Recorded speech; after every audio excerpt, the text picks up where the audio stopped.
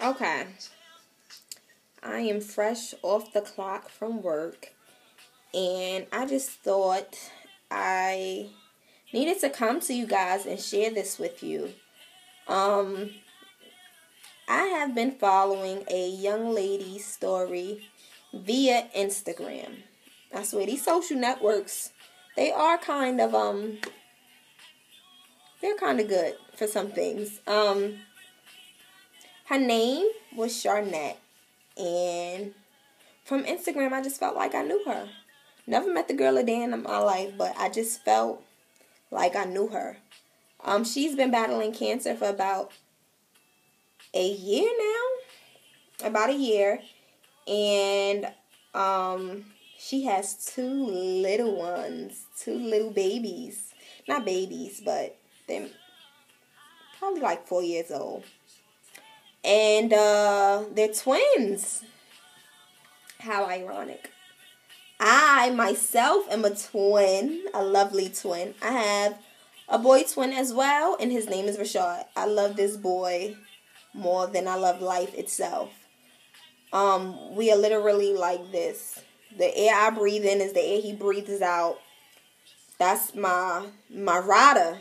That's my protector. That is my best friend. That's my homie. My ace boon coon. Anything you want to call it, me and him, we like this. We here. So, yeah, her having twins, I don't know. I just felt the connection from that. Then I felt the connection. She was in my age range, in my age group. She was 23 years old. And I don't know, like, to see somebody, like, in my age range fight for cancer, not just because she was, I don't know, like, just to see a young girl fight for cancer, I was touched by it. So I kept up with her story. I was always on her Instagram stalking her page, making sure, like, I used to go. I felt like a stalker in a way, but I was just so inspired and intrigued, and I was always on this girl's page. And last night, I discovered that she had passed away, and I was heartbroken by it. I was literally a ball of gook. You would have thought I knew this lady personally. I was a mess. And no, literally, you would have thought this was like my aunt or just somebody I knew. And it just touched my heart so much. Number one, because I did lose my mother at an early age. Me and my twin brother. And then it's just like, now I feel like her children are going to go through what I went through. Not exactly, but something similar. Like, they're obviously younger than I was when I lost my mother. But I know they can comprehend the, what's going on. Because in one of the pictures I actually seen, her daughter was so precious. She was, touching her hair. And I guess from chemotherapy or whatever, her hair had fell out. And she was just touching her hair, and I was just like, oh my God. Like, I seen pictures of the babies laying up in the bed with with their mother, and it just shook my soul. My spirits were so low today, and I text my brother about 2 in the morning, and I'm like, yo, you up? And he just called me. Like, he didn't even text me back, and I just cried to him. I was so sad. I'm like, you should never question God. But, like, that, I don't know, something in me told me, like, she was going to make it. Like, I just felt like she was going to make it. Why? I don't know. But my spirits just said, she's a fighter. She's going to make it. And I prayed for her. And I prayed for her on a on a daily basis, a continuous basis. And I prayed for a stranger. How weird is that? I prayed for somebody I didn't know. But that's how you know it's real. Pray for a stranger. Pray for somebody who's fighting a illness. Pray for somebody who's battling an addiction. Pray for somebody who's battling demons. Pray for people. They don't have to be your family members. They don't have to be people that you personally know. Pray for a stranger. And when I heard that she died, I felt so bad because lately I've been complaining about things. And why? Why, Sheeta? Why are you complaining for? You might not have everything you want, but you have what you need. You may not have the best job, but you have jobs.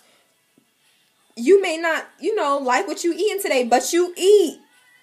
You may not have whatever it is. You may not have it, but you have something. And that's what I was mad at myself. I was just like, damn. What life, people may say, life is not that bad. Somebody else has it worse. That is so true. Like, it's as cliche as it may sound. When you're going through stuff, you don't want to hear that. But it's the truth. It is the living truth. And you take your health for granted until it's your health.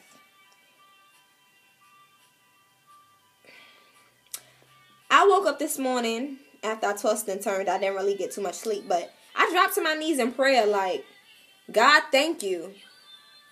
Thank you. Just thank you. Thank you. I don't have any major health, problems. There's people out here that was born with no legs. Like, I can see, I can walk. I have, I have everything, and I'm complaining. It's sad that it takes situations like this to get us to realize, like, damn.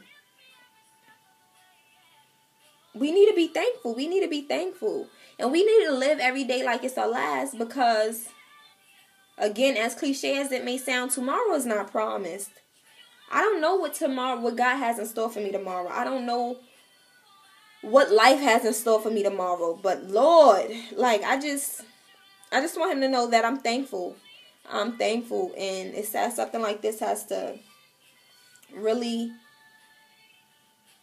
get into your heart to get you to realize how much you should be thankful for and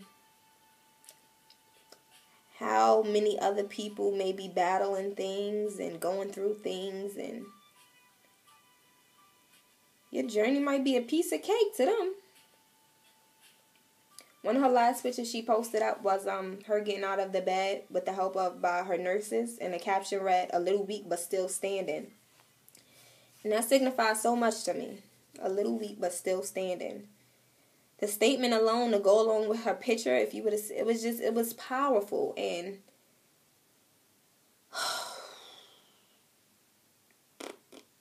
I'm at a loss of words. Like, I've been stuck on stupid all day. My heart aches for the babies. My heart aches for her family, her friends, anybody who was affected by this loss, And I thank Charnet for being so open and candid with her experience as she battled this illness. Because anybody who can come and open their heart and let the world come into their life and see what they're going through, something as personal as that, more power to you. That takes a strong woman.